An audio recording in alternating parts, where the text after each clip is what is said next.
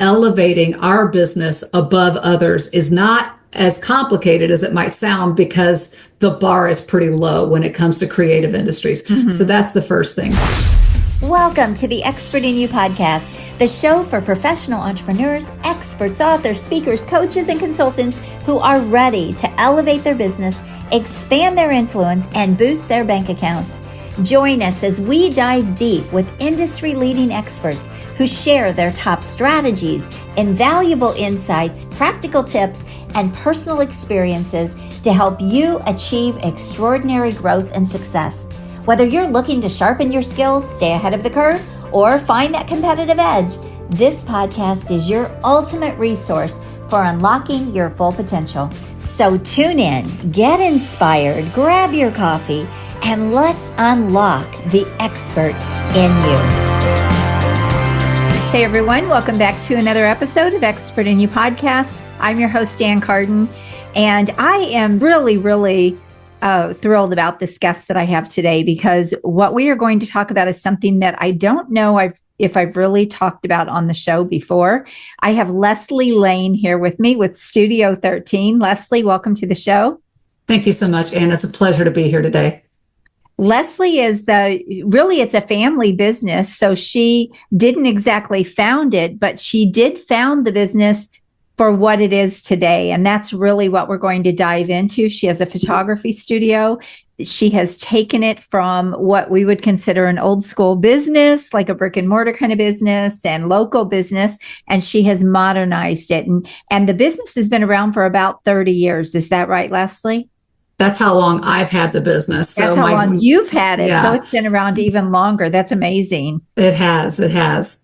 So how long has the business been around? I know it was in your family, and you said you're the third generation. How long has it? I am. I'm the third generation, but I'm only the second generation to do corporate commercial photography. So we don't do weddings or babies or senior portraits or anything like that. We really stick in our lane of working with marketing and corporate branding.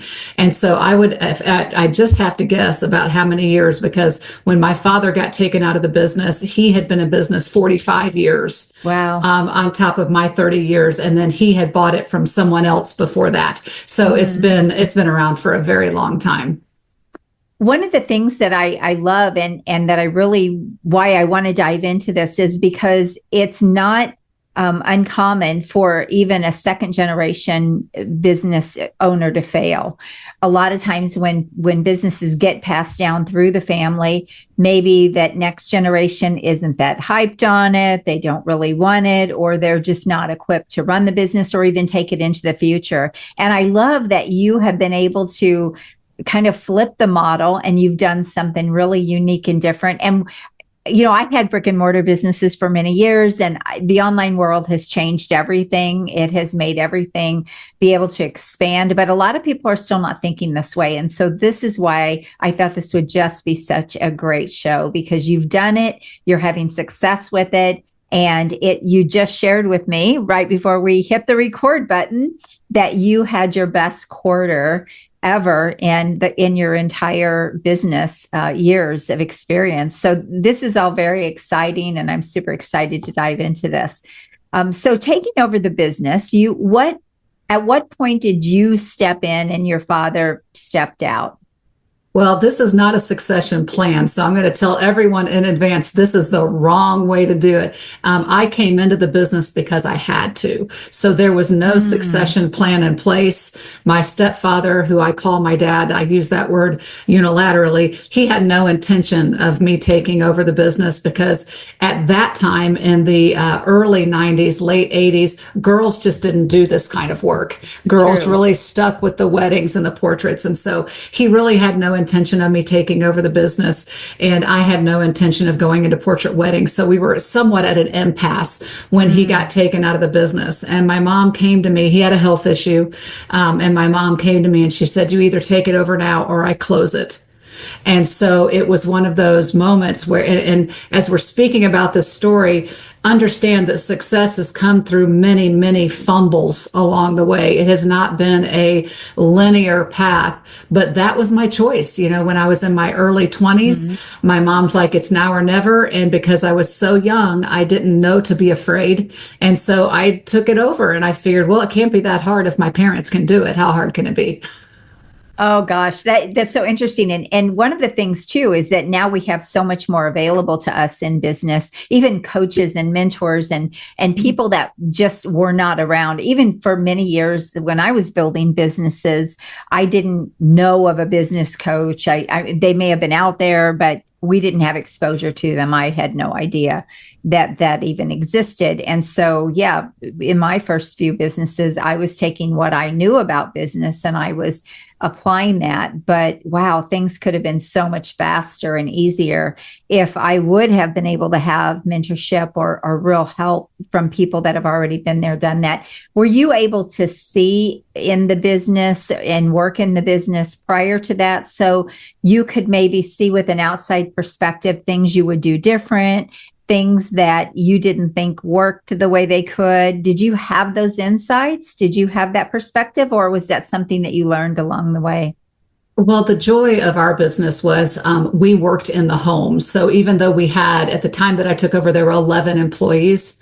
They were W-2 full-time employees. It was in our family home. So we lived on the second floor. The business was on the first floor and in the basement. And then we had a carriage house behind the house that was our actual studio. So from the time I was very young, I was deeply involved in the business. I had been assisting my father, meeting clients. It was the 80s and 90s. So we were taking clients to the symphony and we were taking clients to ball games and expensive dinners. It was the Mad Men time where you did all that.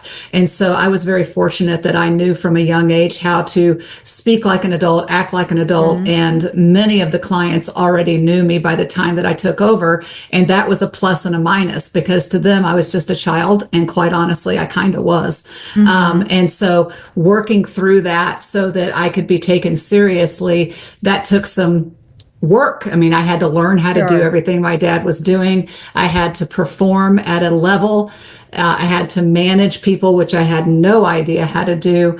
And so that was a long path. So at what point did you, I assume that you said your father did traditional photography. At what point did you decide to move into more the corporate sector, the branding sector with your business? Because this is one of the things I see people kind of make the mistake is they chase the smaller jobs, the smaller clients, and it just keeps them in the hustle. It keeps their revenue low or lower than it could be. So I'm curious, first of all, how did you make that decision that was the right avenue to go down? And then how did you actually make that shift? Well, my family, my dad, my grandparents did the portrait and the wedding. My dad always did the corporate work. Oh, so he already did that. Okay. But the big change was he was shooting film. And within a couple years, digital was taking over. And so that was kind of the big first movement of doing business differently because we had a lab in our basement where we processed all of our own film. We did all of our own printing, and those were all revenue streams that were going to go away. And so to make I remember those days. Yes. So, I mean, we charged a markup on film. We charged a markup on processing. And as my dad used to say, pennies make dollars. Well, all of a sudden you're getting rid of all those pennies in lieu of a more expensive technology at the time where it cost me as much as my first house to get into digital photography. And it was done completely differently than my family did. So the labs were shut down and we no longer did all of those things. So that was kind of our first big change. It was not a hard transition for me because again, I was young. I had no fear at that point. And, the other reason why I had no fear is because in corporate photography, it was always going to go to digital because film was being scanned into a digital format at that time before it was put on a printing press. And so there was no There was no doubt in my mind that that middle step of scanning was going to go away. And that was this step. So that was my first big change from the way my parents did it to, where it is today. Did your father have a hard time making, and I know you took over when he stepped out, but did he already see that coming? And was that a fear for him? Was that stressful for him? Not for him. My dad was an innovator. My dad, and it's the joy of my family because my grandparents went from black and white film to color film. That was a huge thing. And you would think, well, that's not a big deal. Well, everybody was processing black and white film themselves. And color film, you couldn't do that. So it was a big change. And then my dad had already started researching, when are we going to go to digital? But by the time he was taken out, it was not nearly good enough yet. So I feel very fortunate that all the women and all the men in my family, they're not timid when it comes to taking big leaps of faith. And so that was not incredibly difficult for me, no. And that's really so important. One thing that we don't talk about enough, and I did this again, years building businesses, multiple businesses, is we don't talk about the evolution of business and what happens when things change in the market. We're seeing that right now with AI as well. We're seeing, again, another big shift in play in the market. And if you are not willing to innovate, if you are not willing to evolve, I see this all the time with people that have been in business, maybe even in the last 10 years, they still are doing business the old way, or they're trying to do business with old thinking, old strategies, old tactics that just don't work the same way anymore. And those are the businesses that go away, and the businesses that stay around for years and years and years and can be passed down or sold, or they are the ones that really do innovate and stay ahead of the curve, so to speak. I love that you've done that. So let's talk about how you were able to modernize the business. Besides it going digital, you've done some other very unique things in the business that have given it the growth and the success that you have right now. So I would love for you to share that. Sure. So, as a young person, I was treading water. That's the only way to say it. And as I got older and realized that my network truly was my net worth, my network is truly my net worth, the business started growing. And instead of keeping the business, I was passing it off. I was giving it to other people. I was referring that out. And in a business like photography, that's kind of the death knell of growth, because as soon as somebody finds another photographer, graphic designer, web designer, whatever kind of creative you are, as soon as somebody finds somebody else to do the work and they're happy with it, you're done. They're not going to come back. You've lost them. Yes. Right. Yeah. And then if they're not happy, then they're mad at you anyway because you gave them a bad referral. So due to another extenuating circumstance, about 5 years ago, my daughter came into the business during a time where we had a big change, and she said, "You can't keep doing business like this. Let's figure out how to do it differently." And so my idea, along with a long ago idea with my mother's that didn't work, and I think your listeners need to realize that just because something didn't work back in the 80s and 90s doesn't mean an incantation of it can't work today. So I would love to say that this idea was 100% mine, but it came from an idea of my mother's, and then I expanded on it. We decided to start bringing on freelancers. So 1099 photographers that I would train. I have SOPs for them. I have, they have to sign non-competes. They have to sign standard behavioral attitudes, just as if they were a regular W-2 employee. And then I bring them on to handle the overflow work. And so that means that I keep the work in-house.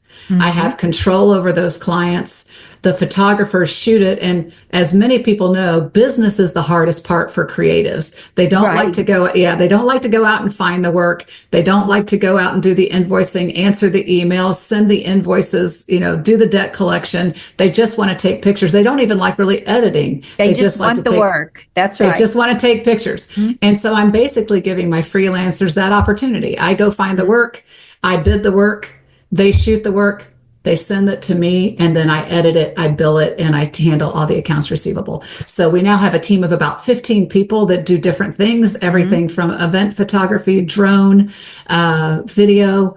And then I also have social media people, administrators, and salespeople, all that work to bring a collective business together that nobody is a W-2 employee except for myself. So smart. And it's so much more profitable to do business that way as well. How do you find the people that you bring on? And then how many states does that expand into? Well, we are a nationwide organization, so we will go anywhere.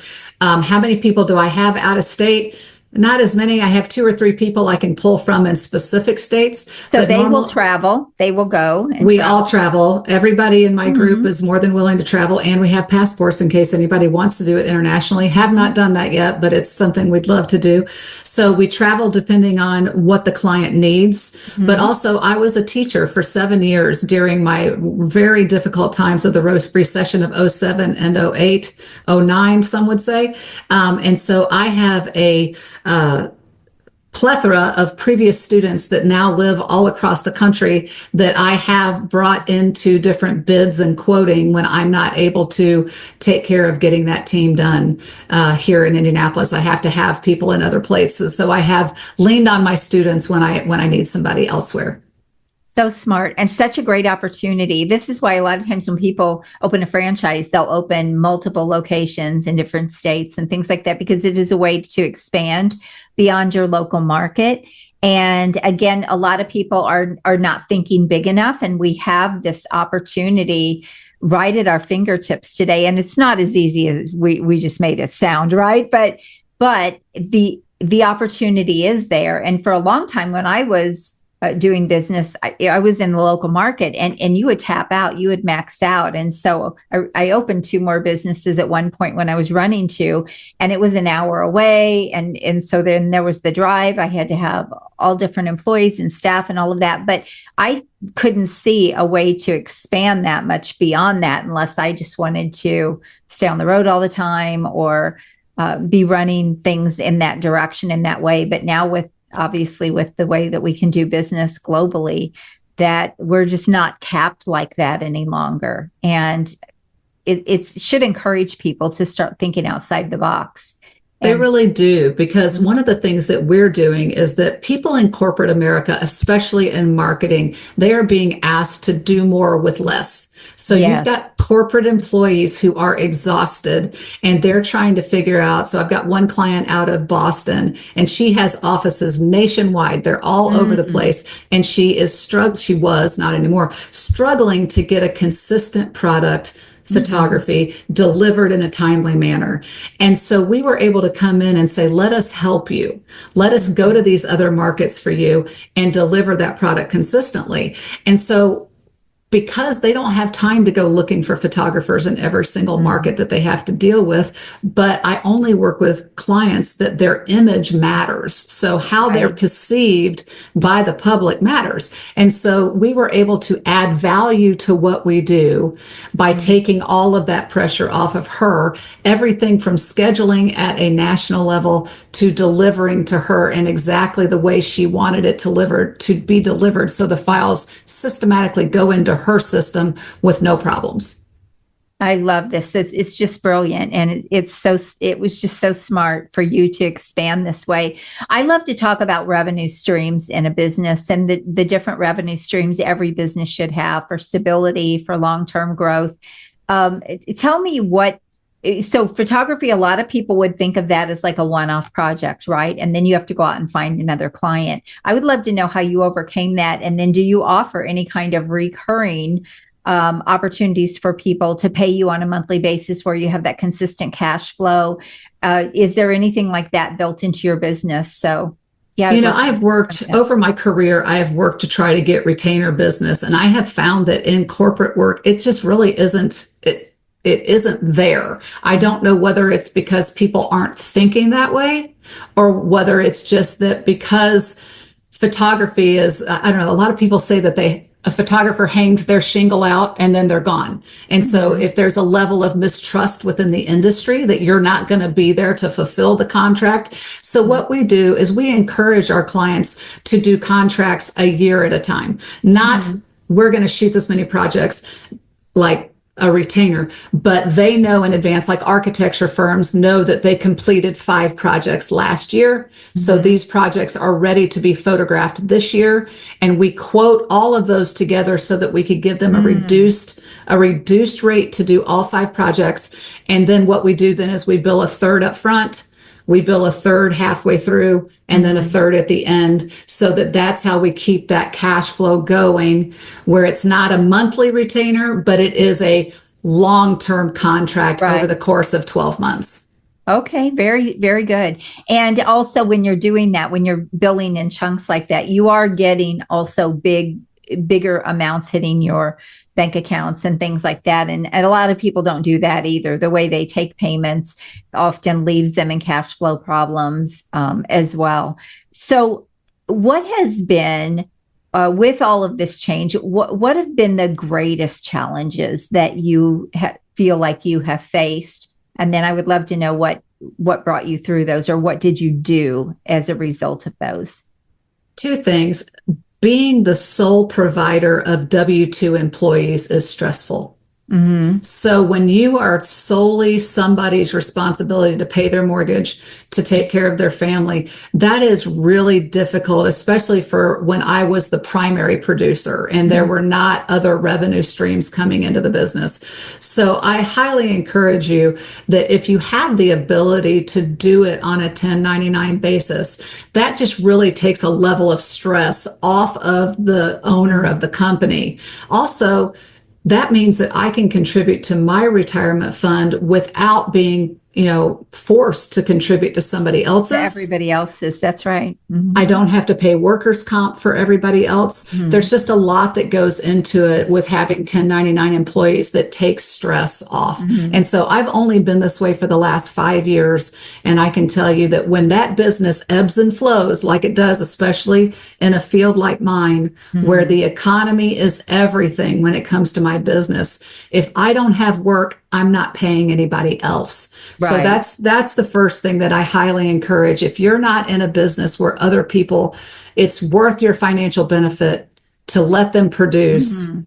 That's the only time where a W-2 employee really is worth the stress, in my opinion, from where I've come from. So that's the first thing. That's helped with cash flow. That's helped with stress. That's helped with all of that. I think the other thing I've had to deal with is quality control. So when I do all the work myself, I'm in complete control of everything. If anything goes wrong, I've got no one to blame but myself. So letting some of that go and trying to learn how to adapt customer expectations, that if I'm not the person shooting it, it is still going to be excellent quality. It's just going to be slightly different because every photographer has a different style. So that's probably been the second thing that I've really had to work at, because I'm kind of a control freak when it comes to quality control, and just learning that just because something is different doesn't mean it is bad or wrong. And a lot of times, and this is a big thing for owners, we think nobody can do it like we can, but that really isn't true. And often other people can do sometimes an even better job because their time is not split. They're not distracted. It's, they're focused on what they can, that one thing, and where you're wearing a lot of hats in a lot of different ways, managing teams and people and all of those things. So that is a big thing for a lot of owners to be able to do, is step into that CEO role and let other people do some of the work. Did you have the growing pains with that once you started doing that, or are you still kind of in that world where you're still trying to let go? I feel like I'm still kind of there. It does help that a lot of the work that I have my associates doing, I don't do. So I don't do video. I've never done video. I don't do drone. I don't do event photography. So when that kind of work gets done, I have no problem letting that go because it's never been my forte anyway. But things like corporate headshots, right, architectural interiors and exteriors, industrial work, which I love. Those are the ones that I'm just kind of slowly once I get somebody fully trained and I feel like they can really handle it, those are the ones that I'm feeling more and more comfortable, letting go. So it just depends on the day, the week, what the client is, how important that client is, how big that client is, how well I'm doing with that part right now. So what are the different revenue streams that you actually have now in your business? So you had talked about when your father had the business and all of a sudden you saw things going digital. So the printing was going away and many of the things were going away. What are the different ways? I would love for people that are in your type of business, but also this gives people insight into maybe things they can do in business too. What are the different revenue streams you have? Well, because of digital and because of all those tactile things that went away, the way that I had to increase revenue streams was to increase what I offer. So not only from the standpoint that I was tapped out and I couldn't take any more work. So I needed to be able to take the work that was overflow work, but also by adding these other kinds of photography. So by adding event photography, I just turned it away. When I was doing it myself, I just turned it away. I turned away video. I turned away drone work. And now I don't have to turn any of that away. And so that's really been a great thing. Convention photography and videography is something that is a huge revenue stream for our area. We have one of the biggest convention centers in the country. And it's something that we have never done up until the past 2 or 3 years. And so just being able to be seen. Now, when people are searching for event photographers and convention photographers, we show up where we didn't before because I didn't do it. And so just by adding those different services that I did not provide and then finding the right person to fill that need, that has brought back a lot of those revenue streams that we haven't had in a long time. I love that because I've done basically the same thing in my business. That's where my Expert in You brand came from. I was working with clients and then I was sending them away to get their book written, to start their podcast, to get in magazines, to do all the things. And I'm like, wait a minute, I am just leaving all that money on the table. I need to build my own team. I need to bring all of this under one umbrella and offer those same things, and they can still go out and get those things done from other people. But my people, they're vetted, they're trained, they're trusted.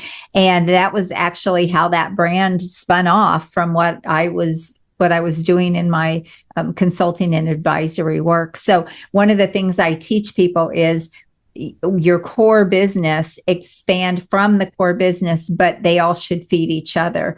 A lot of people, Leslie, when they're trying to expand their business, they're doing things that are completely disconnected. And now it's almost like they're running different businesses. And not that can't be, you can be a serial entrepreneur, but I think a lot of times people don't realize, how can I expand from this core and have a lot of different revenue streams coming in from this core business, that if this one all of a sudden changes or doesn't do well anymore, I've got this, I can just tap right into that and go full force into that. And a lot of people don't think this way. So I love that you've done that. Kudos to you. But don't you find that your customers really appreciate having those vetted sources for those things? Because that's 100%. That's been a gift to me, that my clients are like, oh, thank goodness, I don't have to go find someone to do that. So haven't you found that that's been a great asset to your clients? Oh, absolutely. It makes you even more valuable because now you can bring those things right to them. Even when I was working with small business owners, I would team up with people that had systems or built websites or did those things. And I would share revenue with them because I would bring them the client. They would be someone that I trusted and worked with. And my clients loved it because they did not have to go out and look for those people. And it does absolutely make you an even more valuable resource and professional to your clients. So 100%. Again, so many people are missing these opportunities. But the other thing I see people do, Leslie, is they have the idea to bring on a team, or they have the idea to bring other people into the fold, but then they don't share revenue. They just pass referrals. They just give the referral business. And it's not, in my opinion, with the marketplace the way it is, that is not really a very smart move. Share referrals. I mean, share revenue. Don't just share referrals. It will just go such a long way for your business, and it makes the other person want to refer to you even more. So it's just such a feeder. I would love to hear your thoughts on that. Well, just referrals in general, whenever you're speaking to somebody about your business and they turn around and have so much confidence in you that they refer you to someone. However you deal with that, it is a relationship to be cultivated. Absolutely. And we are so grateful every time someone puts that confidence in us. It's a little thing. I write thank you notes to every single referral that gets to us. Every single job that I shoot, that my assistants shoot, whoever's shooting, that client gets a handwritten thank you note, because those little things are missed. So yes, revenue sharing is great, but gratitude is even greater sometimes. Yes. Well said. Well said. So what would be, do you coach other people? Do you have a coaching arm or a consulting arm? I do not. The ones I am working on a consulting arm. I am working on a side that I come into an organization and I look at all of your branding imagery, all your assets, and I help you see a direction. A lot of times in marketing, they've got strategic plans and then they've got implementations, and then they stop comparing the two. They stop looking at, oh, did we actually implement what the strategic plan said we were supposed to? And so that is something, that's my 2027 goal, is to get that website up and running. I've already started my video series on that. It is on my website. For branding insights is on my website, but I will be working on a consulting basis as I move forward. Are you teaching other people how to build a business like you have built? I am not teaching, but I am looking for a apprentice. So that is one of the reasons why I do podcasts, is so that I can get it out there that within 5 years, I would like to have an apprentice that I can start training and bringing up into the business so that I can transition out. So I'm not quite to the age where I'm ready to retire yet, but 10 years or so, I'd like to be starting my way out. So what does transition out look like for you? I've sold 5 businesses, so I'm a big believer in selling, because they're such a great, I mean, it can change your life financially to do that. But what does that look like for you? Would you sell the business? Would you still be part of it? Yeah. Okay. Well, no, I would sell the business in its entirety, but it would take some time to do that transition. After watching how poorly we transitioned between my father and myself, and then I tried to acquire a photography business about 6 months ago, somebody that was retiring, and they did such a poor job of how they handled their finances that there was no way for me to assess the value. And so I see going into my future that I'm going to need somebody that already has a love and passion for photography, but that has a business prowess, and then that we can work to get the customers accustomed to that person, because it is personal. People come into my business, I build the relationship with them, and even if I hand them off to other photographers, the bottom line stops with me. Right. And so they've got to be comfortable that somebody else is going to purchase this business that's going to treat them the same way I do. And so that's just not something that you can go, okay, here you go. Right. Here's the money, I'm out. You've got to teach them, you've got to train them, and you've got to transition between ownership. And you also want to help them get into those relationships that you've built so that they can just take those over, those jobs over, and those, with those prospects or with those clients. And that does take time as well, to be able to kind of set them up for the success, especially with a company like yours.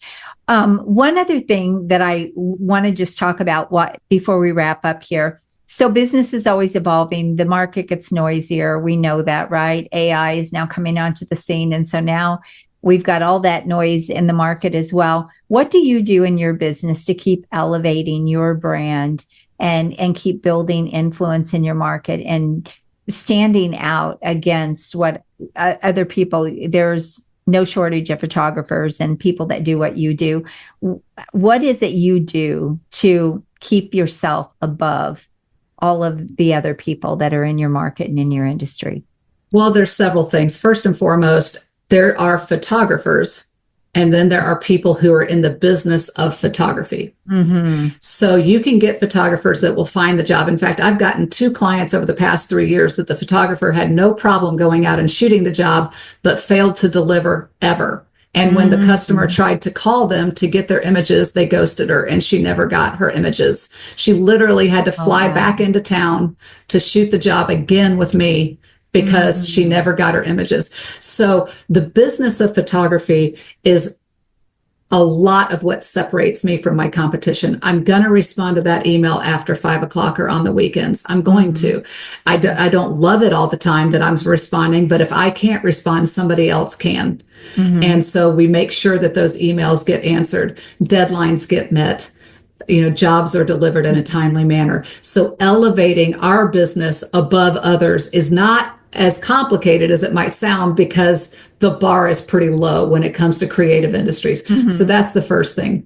How do you get that out there in your marketing? I'm curious about that. So one of the things is the inside reality and the outside perception, right? So the inside reality is that you do all those things, you deliver, you do amazing work, all of that. But a lot of people do amazing work on the inside, but the market doesn't know. So how are you able to let the market see that? What is it specifically that you do? So we have separated ourselves both from the quality of work that we deliver, the business that we do, and then our website for people who don't know us is a creepy, crawly, wonderful thing full of information. And so when people go out there to look for a photographer, we have built educational pillar pages onto our site that elevate us from our competition and explain why. So it's not just the words on the homepage, you've got to make these words bigger and these words smaller, blah, blah, blah. But it is a consistent blog every 2 weeks for the past 10 years that have jobs on it. You want to see a specific kind of job, it's there. Then you've got these pillar pages that are speaking to why our headshot photography is better, how to prepare for your headshots, why do you need drone photography with your architectural work. It's answering the questions that maybe a young marketing person may not know the answers to. So you put all of that together, and when you're not out networking, because if you're out networking at the groups that we're at, people are going to say that about us, which is great, and I appreciate. But if you're just behind your computer as a young marketer and you're Googling things, our website is going to give you the answers that you're looking for. So that's really been a great asset to us over the last couple of years.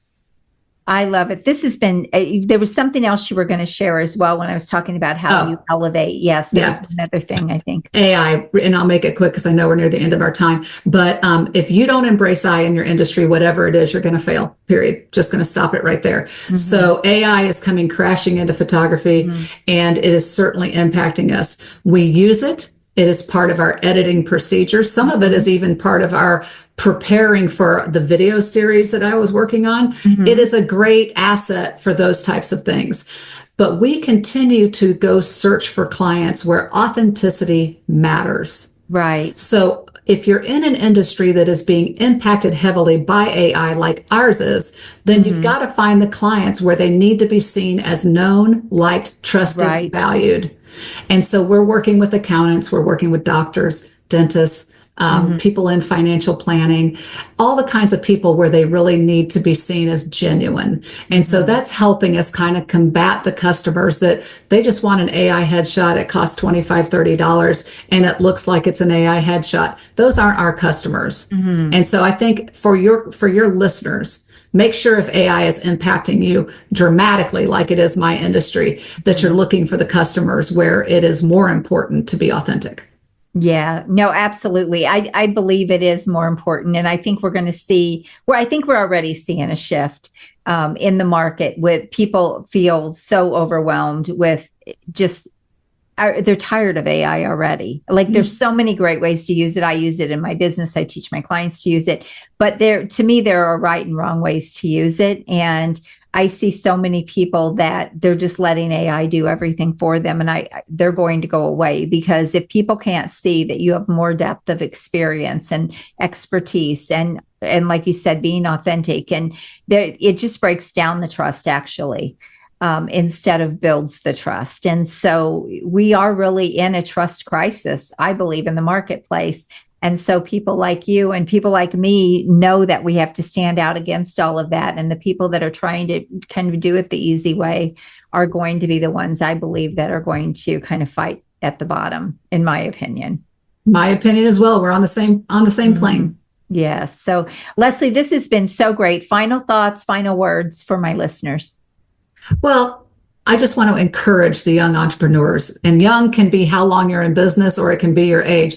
But understand that failing forever and failing forward are two completely different things. Oh, yes. And so there's going to be bumps. There's going to any entrepreneur that says they've gotten from point A to point B with no bumps in the road is lying to you. And so just be gentle with yourself that you don't know what you don't know. And so find somebody who does know. My network has been an absolute godsend to me over the last 10 years between COVID and AI and all the changes that have come in my business. I'd be nothing without the people I'm surrounded by. Such great words of wisdom from a longtime business owner and expert in her field. So, Leslie, this has been great. Thank you so much. I appreciate you being so open and sharing everything. Thank you. And I hope you have a wonderful day. Thank you. All right, everyone. Thanks so much for being here. Make sure you subscribe to the show, share it, let other people know about the show, and just think about the different ways you can apply what we talked about today to your business. One of the great things about being in business is you don't have to be stuck in your own industry doing the same thing as everyone else. This is how you can innovate, hearing conversations from people that are outside of your industry, and then how can you bring those things in and really evolve your business. So if you also need help growing your business to get into those really high-end premium clients, multiple six-figure clients, getting paid as the expert you are, and elevating your business, then book a call with me at acarden.com, and I can't wait to help you elevate to your next level. Have an amazing day, everyone, and God bless. Bye-bye. The content of this podcast is for informational and educational purposes only. Although I share strategies, ideas, and success stories based on real experiences, results are never guaranteed. Every business is unique, and outcomes depend on individual effort, market conditions, and many other factors. By listening, you agree that I and my guests are not responsible for your results or actions based on the content shared. Thank you for tuning in today. If you're as excited as I am about scaling up your influence, business, and bank account, then I have just the thing for you. But first, make sure you subscribe to the show. Second, make sure you share it with someone you care about, because sharing is caring.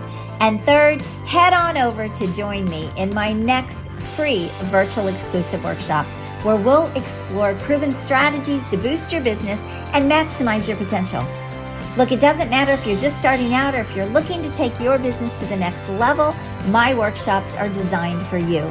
So head on over to expertinyouworkshop.com to reserve your spot and get ready to transform your expertise into extraordinary success. I'm looking forward to seeing you there and helping you achieve incredible growth. Until next time, make sure you're always seeking the expert in you, and God bless. Have an amazing day.